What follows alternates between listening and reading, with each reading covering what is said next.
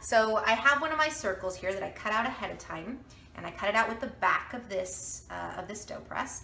And you can see that one side is like the side that was floured and is a little bit more dry to the touch than the other side, which has been sitting on my parchment paper, and that's a little bit stickier. So I'm gonna take the side that is a little bit drier, crustier, and I'm gonna lay that one against the dough press, because what I want to avoid is anything sticky.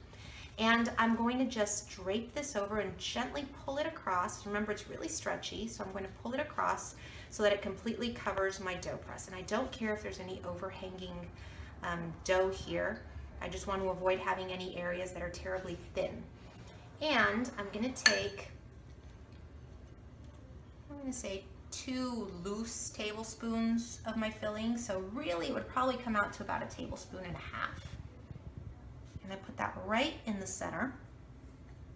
And this feels so much more stressful the first few times you do it. Really, it's kind of foolproof once you get the hang of it. So you're just gonna close that up. Oh my God, my beef is coming out. No, it doesn't matter. Just close it, don't stress. So all this extra stuff here, you could, if you wanted to, cut that off. What I always do is I just crimp it closed with my fingers, because again, these are not beautiful pies for company, these are for lunch.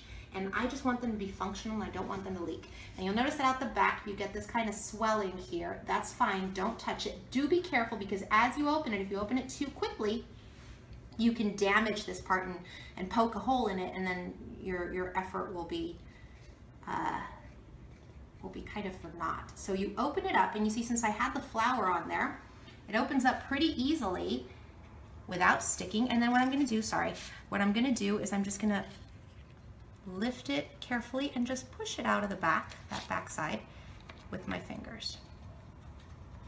Just opening it up a little bit more. There we go.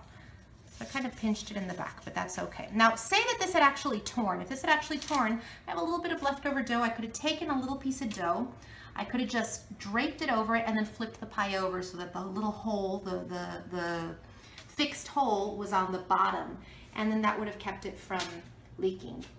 And that's about it. It's super easy, and then this whole process will actually just take you a few seconds once you get into the swing of things.